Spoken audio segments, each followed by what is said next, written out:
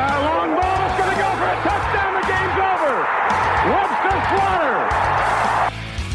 Metcalf will go for the score.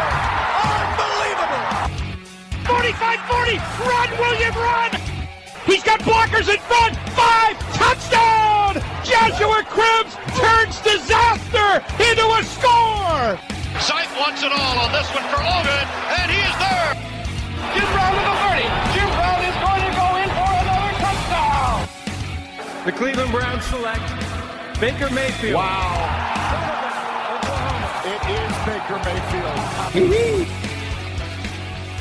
Hello, Cleveland. Welcome to another episode of the 1085 Gridiron Podcast. I'm your host, Anthony Joki, and as always, I'm joined by my co-host of North Coast Sports, Jack McCurry. How you doing tonight, Jack? I'm doing well, man. How are you? Doing pretty well.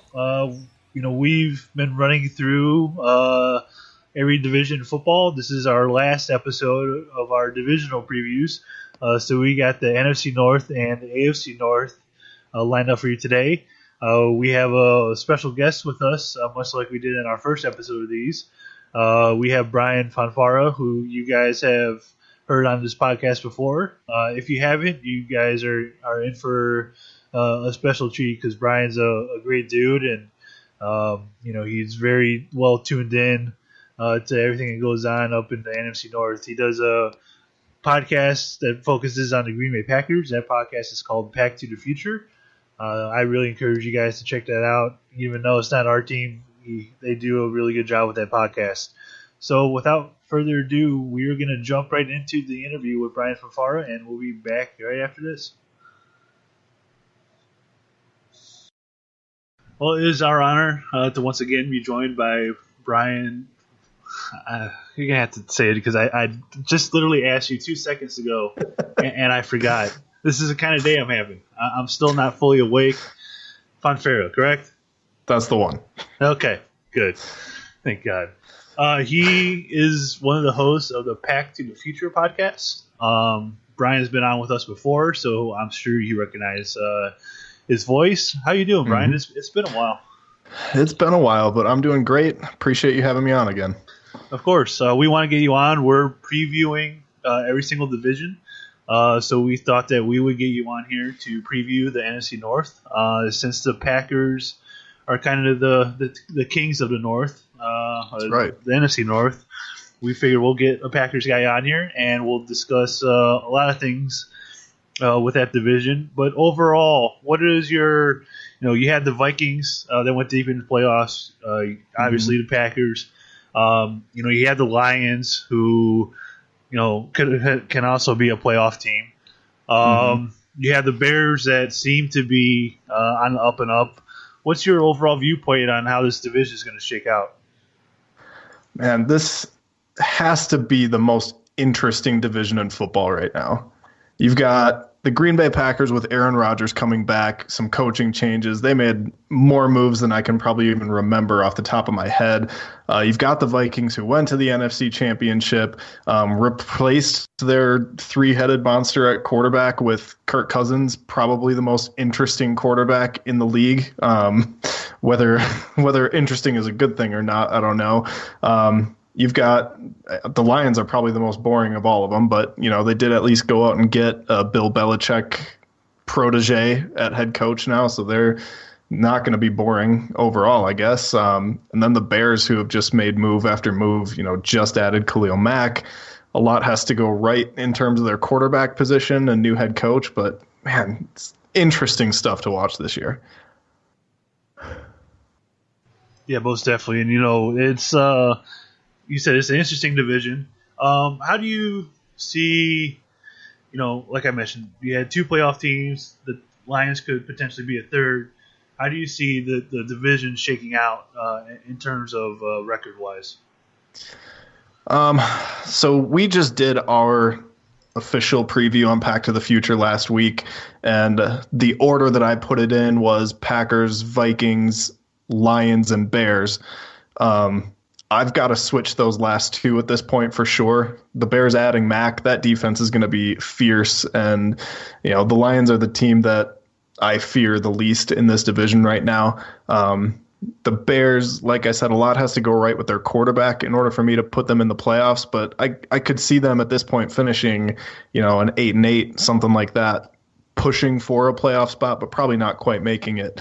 And then with the Vikings and the Packers, barring some kind of injury on either side, this is going to be an absolute dogfight between the two of them. I think both sides have a lot going for them right now, and I don't know. The Packers making their coaching changes, I think people are underestimating that impact. The Packers getting Aaron Rodgers back, I think people are underestimating that impact. So I have them, it's like a 12-4, 11-5 kind of season for them, and the Vikings being, a game behind at most at the end of the season, possibly same record, and we just win through tiebreak or something like that. But that's the way I view it. Now, let's jump right into the Packers. Obviously, like you said, they made a bunch of changes to the coaching staff. They added Jimmy Graham, and of course, they just made Aaron Rodgers the highest paid player in NFL history. Mm-hmm. Brian, when you look at the Packers, my major concern with them was still the offensive line. I haven't followed them closely like you have. Have they made significant upgrades to ensure that Aaron Rodgers is going to stay healthy to make sure he's worth all that money?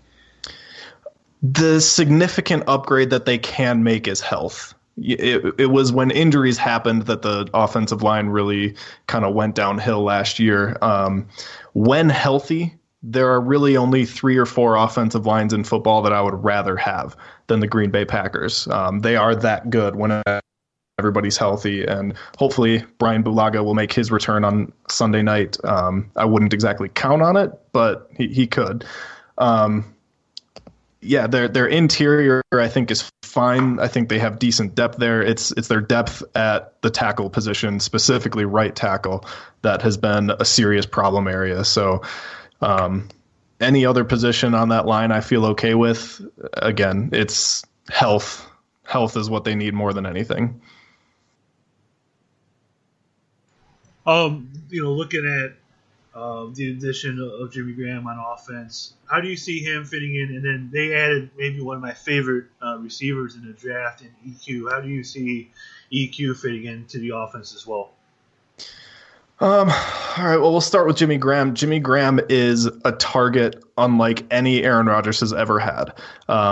Neither of those two players have played much in this preseason, really all about preserving health. But you look at the one drive that ended in a Rodgers to Graham touchdown against the Steelers, and Aaron Rodgers, it looked like he was just kind of testing him. Like, he threw that ball 3 feet too high.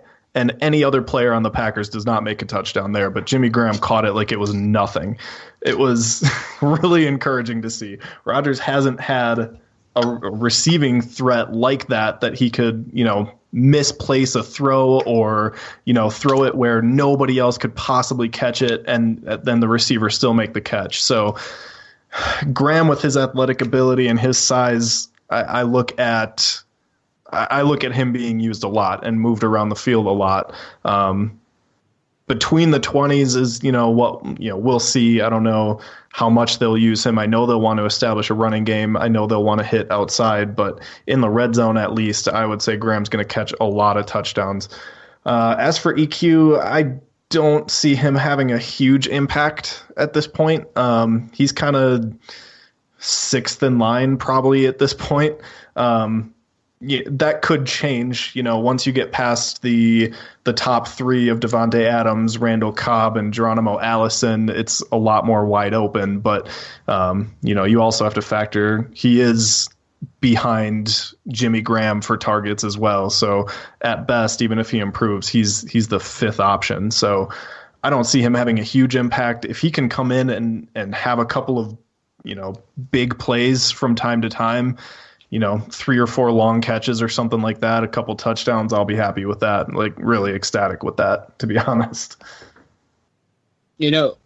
Another big addition that you guys made this offseason was a new defensive coordinator. Browns fans should be familiar with him, Mike Pettin.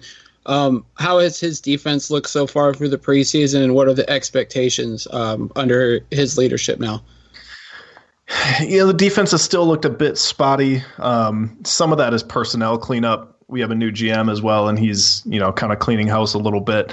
A lot of the spottiness has been missed tackles more than anything. Biggest concern being the safety position in terms of missed tackles, but there's only so much a coordinator can do about that. What I've seen though is a lot more sophisticated blitz packages where under Dom Capers we never got free blitzers, and we've had several of those through the preseason. So overall I'm optimistic because of that, because I see potential for us to get better pressure on a quarterback, and that's going to make things easier for everybody in the back end. I think there are pretty high hopes overall. Part of that is just not having Dom Capers here anymore. I think that might buy you a couple wins just from firing him. But they're definitely playing with more of a swagger. They're playing with more of a confidence, and I think you'll see even more of that once the regular season comes along. Really, it's all about cleaning up the tackling. I think that will probably be the final frontier for him. And if they can do that, I think everybody's expecting a top 15 defense under him. Well, let's look at the biggest competition to the Packers, and that is the Minnesota Vikings. They went out and signed Kirk Cousins. They're going to be getting Dalvin Cook back from injury. How do you see those two guys coming in and potentially propelling the Vikings even further than the Packers this season? I think this is a downgrade at the quarterback position overall. Not that Kirk Cousins isn't better than Case Keenum. I can't fault them for replacing Keenum with Cousins.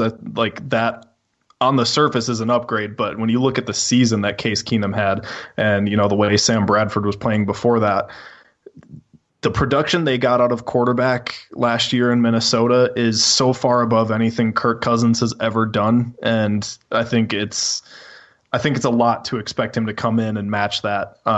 Now he does have a really good defense behind him. He's got a couple really good targets. Dalvin Cook, I would expect by week 4 or 5 is going to, catch his stride, get his legs back under him. Any rust will be gone. So he has no excuse not to play really well. But yeah, just overall, I'm just not a huge fan of Kirk Cousins. I've never been a huge fan of his game.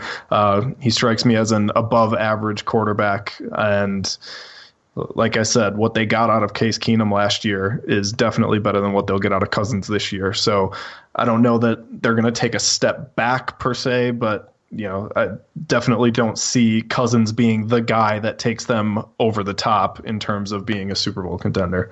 With all the money that they gave Cousins, and could you see it as a Super Bowl, or kind of with the Green Bay Packers, it's kind of Super Bowl and bust? Can you kind of see that playing out with the Minnesota Vikings as well? I see them as having a 1-year window open at this point. Next year, there's going to be some more difficult financial decisions for them to make, and they'll have to consider, the fact that they're spending $30 million on Kirk Cousins now. It's all guaranteed. They can't get any kind of easement out of that. It's, for me, a 1-year window. I don't see it happening. But with how good that defense is, if Cousins can play within the system the way that Case Keenum did, it wouldn't shock me to see the Vikings go to the Super Bowl and even win it this year. I don't think they will, but it wouldn't shock me. Looking at the Detroit Lions, I think they were a 9-7 team last year. Obviously they switched coaches. Matt Patricia's in, Caldwell's out. The way Patricia has handled this team so far, do you think he is the right fit, or do you just think it'll be a wait-and-see approach? It's, for me, a wait-and-see approach right now.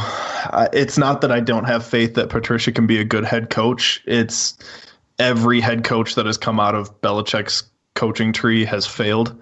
So I understand why Lions fans are optimistic about having him.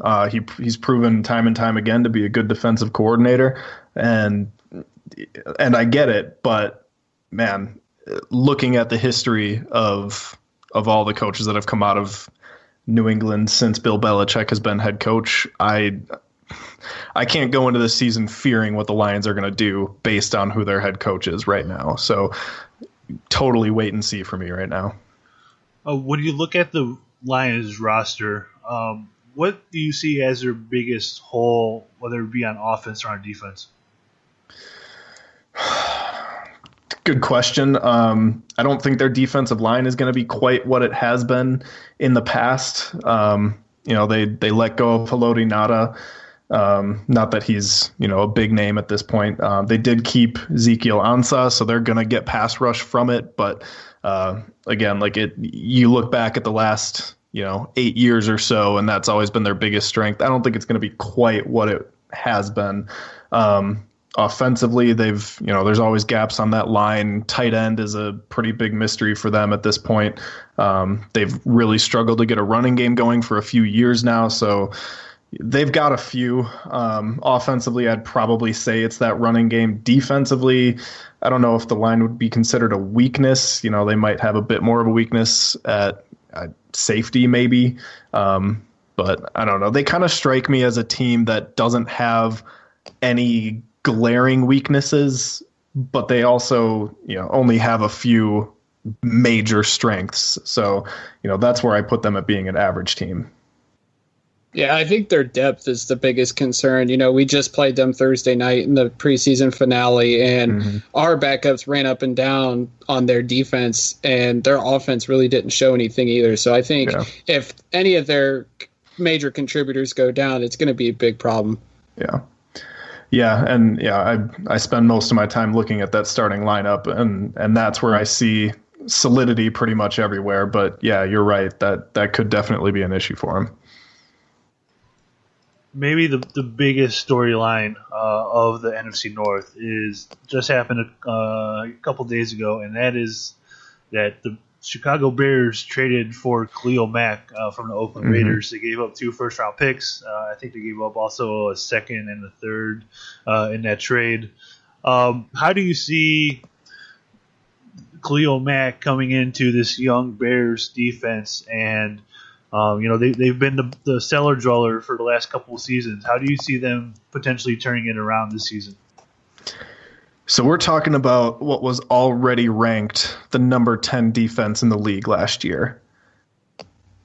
I hate the fact that they added Khalil Mack. I'll be honest. As a Green Bay Packer fan, I am not happy about it. That was the one thing that their defense was really missing, was that premier pass rusher, and they just got it. I don't think they overpaid, neither in salary nor in compensation in the trade. I think they pulled off something really special, to be perfectly honest. The Bears are doing everything right this offseason. And it pains me to say that. The formula for winning a Super Bowl right now is, while your quarterback is underpaid, you go stock up on everything else, and you just got to catch lightning in a bottle. They have everything else. Or at least pretty close. They spent on weapons for Trubisky. They've spent on the offensive line for Trubisky. They've addressed the defense in a couple different ways. They signed Chase Daniel, a good backup quarterback, veteran, experienced guy, really going to help behind the scenes with them. It really a lot does depend on Trubisky being good enough. You look at Nick Foles last year. He was good enough. He's not heading into preseason. He's not a Super Bowl caliber quarterback, but they just had everything else going for them. And that's kind of what the Bears have right now. So Trubisky does have to take a major step forward, but everything else, or at least close to everything else, is in place. So the Bears are not going to be an easy team to beat any week. And they just got a lot harder to beat adding Khalil Mack. I don't look forward to what he might do on Sunday night. We do pay attention to Mitchell Trubisky just because he is a Northeast Ohio native. So we did follow him closely last year. Did he show any flashes that he could be a potential franchise quarterback? And now, like you said, they surrounded him with a lot of weapons. Plus, he already had Jordan Howard and Tariq Cohen. Do you think he can take the step forward to show that he is the franchise guy this year? He could. Watching him as much as I did last year, I didn't necessarily see franchise quarterback out of him. He's got the potential. There's a reason that he was picked so high by the Bears. but I haven't tracked him this preseason at all, so I'm not sure what progress he's made. Really, what he needs to do is what a guy we already talked about, Case Keenum, what he did in Minnesota last year. Rely on a running game, stand behind a good offensive line, don't turn the ball over, and, make a big play now and then. Which I think that he has shown the ability to do. I'm not sure he showed that he is or will be a franchise guy, an Aaron Rodgers, Tom Brady. I haven't seen anything like that from him, but I haven't seen anything to say that he can't be at least a major step forward. As we wrap up here, we mentioned Mac is obviously the biggest storyline, and I saw that the Green Bay Packers were heavily involved in that. Do you have any idea what kind of offer that they made to Oakland? The only details I've seen have been that they made an offer that included 2 first-round picks. So what I am compelled to believe at this point is that the Bears, with their swap of a second and third round pick and then throwing in a late round pick, that those coupled with the fact that the Bears are likely to have higher picks than the Packers in that time frame, that to me, that just had to be the icing on the cake. They were going for as high a pick as they could. And then those, swapping a second for a third, adding a sixth, that's what really just put it over the top. So I got the vibe that the Packers did everything that they felt comfortable doing in order to acquire Khalil Mack, and the Raiders just picked a different deal. We briefly mentioned it earlier. What is your official standings for the NFC North, or projected standings? So I officially have the Packers winning it. I have them at 12-4. I have the Vikings at 11-5 right after them.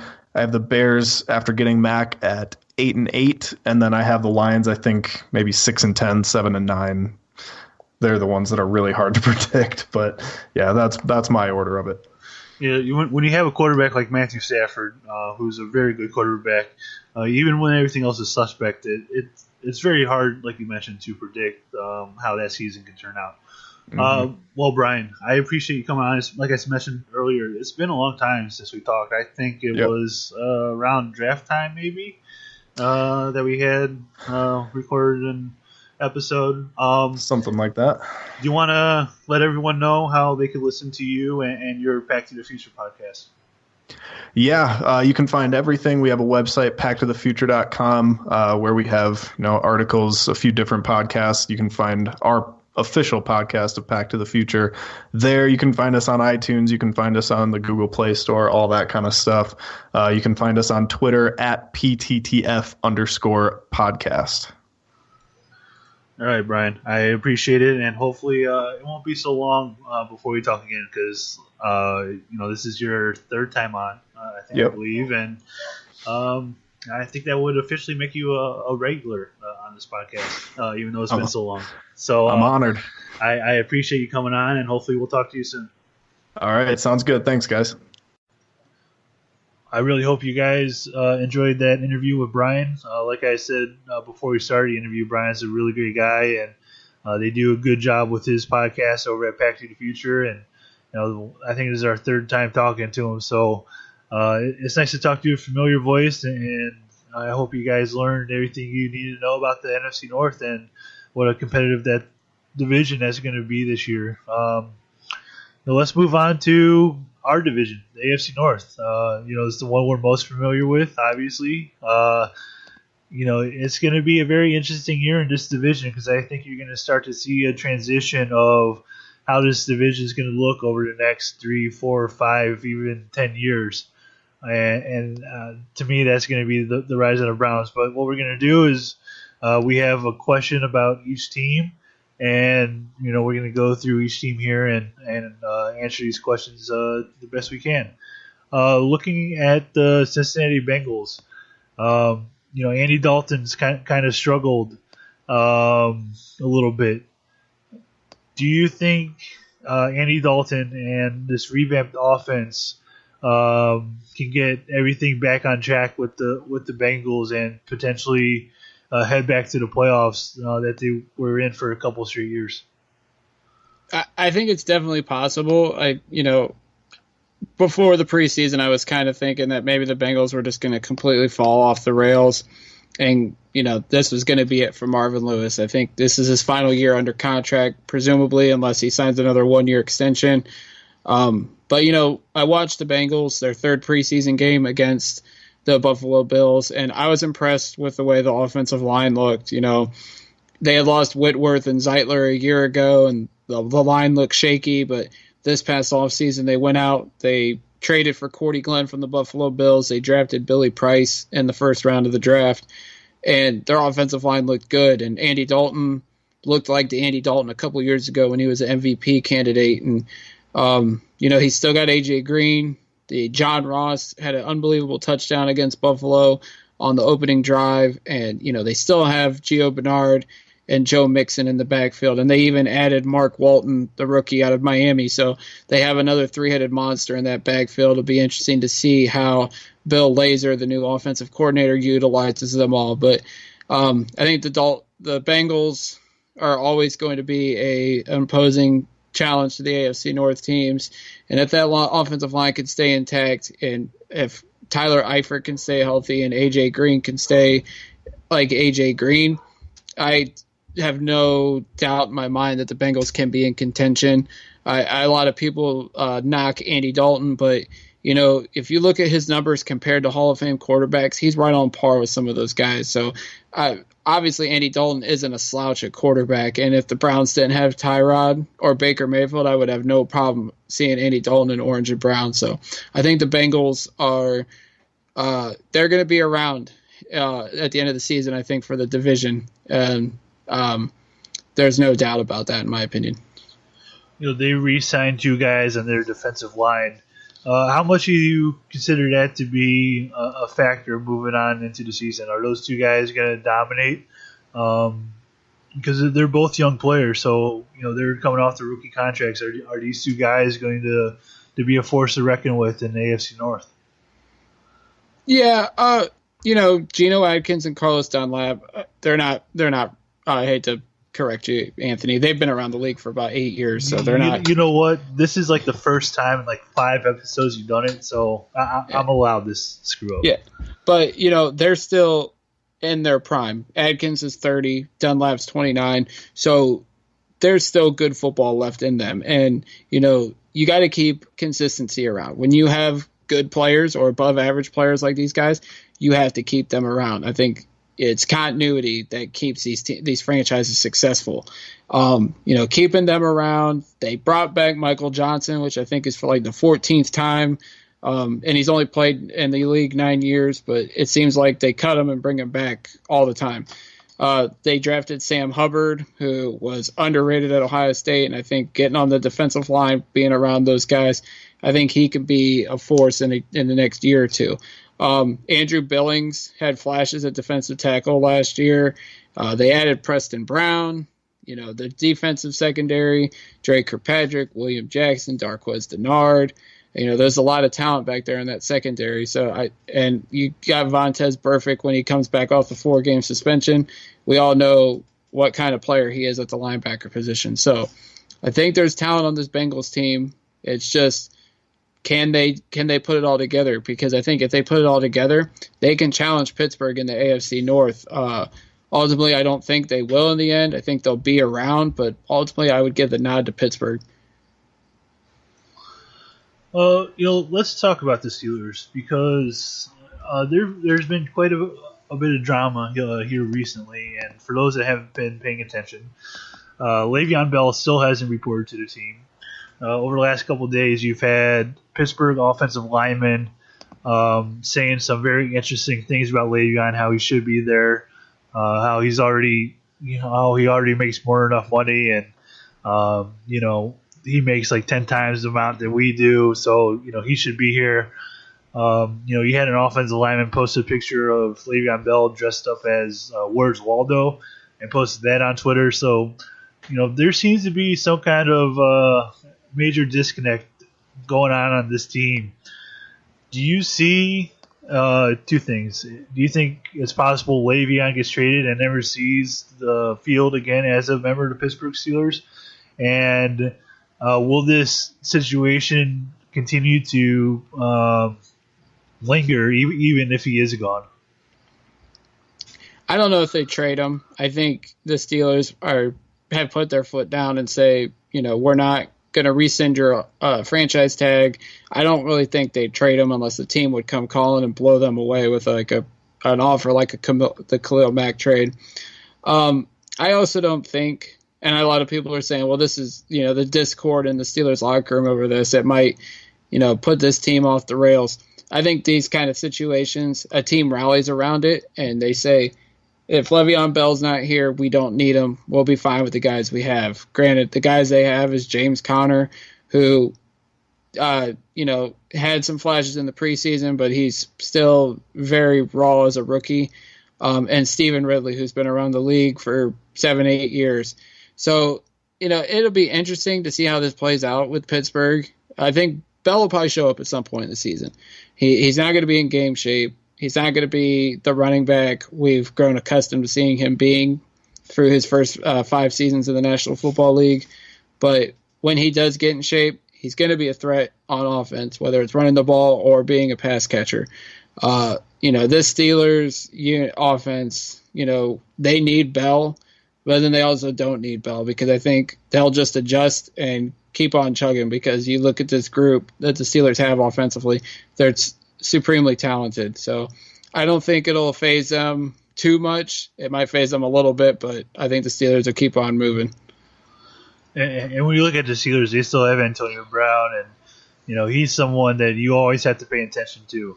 When you look at Ben Roethlisberger, how much longer do you think he has in the league? How much longer do you think he's going to stick around? Because there were a lot of rumors this past offseason that he might have even retired this past offseason. So how long do you think he's going to stick around? The fact that he's mulling retirement already tells me that he might have one foot out the door. But even with one foot out the door, you still got to watch Ben Roethlisberger. He's one of the top 10 quarterbacks in football, consistently puts up 4,000 yards a season. He's a guy that, he could throw the ball 50 times a game, and you wouldn't think it doesn't drain him. He's just going to keep chucking that football down the field. He's still accurate throwing the ball. He doesn't throw a lot of interceptions. He averages around, I would say 11, 12 a season, but he's also throwing at least 25 to 40 touchdowns a season. It's just how good he is. And 36 years old, you see all these aging quarterbacks around the league, Brady, Rivers, Eli, Ben. They doesn't seem like they're hitting that decline. They just keep on going. Eli might be the exception to that. So as long as Ben's out on the field, and Browns fans should know this, we should never count him out because he'll kill you in the end. Let's move on to the Baltimore Ravens. They drafted Lamar Jackson in the first round of the NFL draft this past April. How quickly is Joe Flacco's time running out as a quarterback of the Baltimore Ravens? If he doesn't perform up to the level of what they're paying him, his time will definitely run out. Ever since that Super Bowl season and they paid him all that money, he hasn't really lived up to that contract, with the exception of 2014. The team's been around 500 the whole time. He's been hurt or he's just been inconsistent, not throwing many touchdowns and sometimes throwing just as many interceptions as touchdowns. He's 33, and while he's still an accurate quarterback to a degree in terms of completion percentage, the turnovers are there. And, while Lamar Jackson's not ready yet to be a quarterback, it's obvious that the Ravens drafted him in the first round for a reason. And if Flacco struggles, it would not surprise me at one bit, because I also think that Harbaugh could be fighting for his job at the end of some point this season. We could see Lamar Jackson out there on the field, and the dynamic playmaking ability that he brings to the table, what you've seen at Louisville when he won the Heisman and set a bunch of records, he can bring that to this Ravens offense, which looks a little lackluster when you look at the talent that's around Flacco. It won't shock me one bit if he struggles. Lamar Jackson's on the field as a rookie. How much would you say it's that Harbaugh is on the hot seat versus that it's Ozzie Newsome's last year and the new general manager might want to bring in his own head coach? It's a mixture of both. I think there's no doubt about it. Although the guy that's replacing Ozzie Newsome's been in the organization for a while, so unless the ownership's telling him, when you take over, you don't have to keep Harbaugh, then you make that decision then. But, Harbaugh, much like Flacco, since he's won the Super Bowl, he's had one 10-win season, 2 8-8 seasons, a 5-11, and a 9-7. He's won 59% of his games. I mean, it's much like Brian Billick. You won that Super Bowl, and then you are an average coach after that. And it's, Harbaugh's got to prove that, he can still lead these guys to the Super Bowl or, deep postseason run, because he hasn't really shown it since that Super Bowl run. And it makes you wonder if that Super Bowl run was just a fluke on Harbaugh's part. Oh, on our next episode, we are going to really look at the Browns and look at their roster and, talk about who's going to be like Offensive Player of the Year for the Browns, MVP for the Browns, and whatnot. So really the only question I have for you in this divisional preview about the Browns is how many wins must Hugh Jackson get this season in order to save his job? Well, we're going to talk about the Browns in the next episode, but I'm picking them to win 6-10. And ultimately, I don't think that's enough for Hugh Jackson, honestly. When you're in the position he's in and you're John Dorsey, the general manager, with all the talent that's on this roster, I could argue that the Browns could win 8-9 games and, maybe challenge for a wild card spot, maybe. Because the team's still quite young and you got guys that haven't won before, literally haven't won before in the NFL, and they got to learn how to win. So that's why I lowered my expectations down to 5-6 wins, ultimately 6-10. For Hugh, he's shoveled the coaching staff up. He's added Todd Haley. So now he can be that CEO of the franchise, and he's still making mistakes, just like he was when he was offensive coordinator, quarterback coach. He had his hands in a lot of different roles, and he's still making mistakes now when he's strictly just the head coach. I would think in his position, if he doesn't get more than 6 wins, then ultimately I think John Dorsey's going to go to the Haslam's and say we need to make a change. I think we can do better at head coach. And Hugh has got to pull out all stops to try to win football games because he's got to win a lot of them, or unfortunately he's going to be unemployed, which I ultimately think he will be at the end of the season. I think the number 6 is absolute borderline number of 50-50, whether he will or will not be fired. If there's anything less for that, he's absolutely gone. If he wins 7 or more, I think he stays. But, I'll chalk it up to 50-50 if, they get to that 6th number. So to really answer the question, I think he has to get 7 wins this season to save his job. I think they can get there, but it's going to take, all those errors we saw last season with clock management issues, play calling, and whatnot. Those have to go away this year. If you're going to win 7, 8, 9 football games, that's something that has to change right away. In this preseason, we've still seen a lot of penalties. That's something that has to get cleaned up. But, when you're looking at Hugh Jackson, I think he has to win 7 games in order to save his job. Give me your divisional winners for the NFC North and the AFC North. For the AFC North, I'm going with Pittsburgh because I think despite all the stuff going on with Le'Veon Bell, I still think this is a talented football team led by Ben Roethlisberger, led by the guys on defense. Obviously, you got Antonio Brown, Juju Smith-Schuster. And I'm telling people right now, especially Browns fans, watch out for James Washington, the rookie receiver out of Oklahoma State. He might not do anything in this opener against Cleveland, but I think you've seen the flashes of him in the preseason, and I think once he gets acclimated with Ben Roethlisberger, he's going to be a deep threat on offense for Pittsburgh, and he could be an X factor for that team.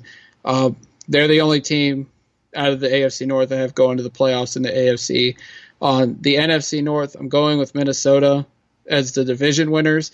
I think that defense is far too talented to not be a division winner. And I think Kirk Cousins, he's getting a lot of flack because of the contract, and the expectations are definitely going to be high for the Vikings. It's going to be Super Bowl or bust because of the moves they made and getting rid of all three quarterbacks for Kirk Cousins. But I think it'll pay off where they make the playoffs and make a run towards the Super Bowl, but ultimately won't get it, which we'll get to in the next episode. And then I also have the Packers making the playoffs because if Aaron Rodgers stays healthy, he's the best quarterback in the game. And I can't go against the team led by Aaron Rodgers not making the playoffs. For me, the AFC North or the NFC North, I have the Packers winning the North, and I think Minnesota is also going to make it. For the AFC North, I have two teams going. I think Pittsburgh's going to win the division, and I will save the second team for our next show that we're going to do, and I'll leave you guys hanging at that one. Before we get on out of here, you want to go ahead and plug everything? Yep. As always, follow me on Twitter at jmccurrycle. Check out my site, thenorthcoastsports.com, for all the latest on Cleveland sports. And check out the other podcasts that myself and Anthony do, the North Coast Sportscast, available on all podcast platforms as well as YouTube. Follow that on Twitter at NC Sportscast and leave us a review on iTunes or wherever you listen to podcasts at. As always, you can follow me on Twitter at Anthony Joki, Joki. You can follow the show on Twitter and on Facebook at 1085 Gridiron. Please subscribe, rate, review our podcast. You're muted. Son of a bitch. All right. As always, you can find me on Twitter at Anthony Joki, Joki. You can find our podcast on you can find our feed from the podcast on Twitter and on Facebook at 1085 Gridiron. Please subscribe, rate, review our podcast. You can find it on iTunes, SoundCloud, Google Play, and most importantly, Spotify. We just hit 10 reviews on iTunes. We would absolutely appreciate more. If we get more, we will probably do a giveaway at some point. I'll leave you with this, as I do at the end of every episode, and that is, go Browns.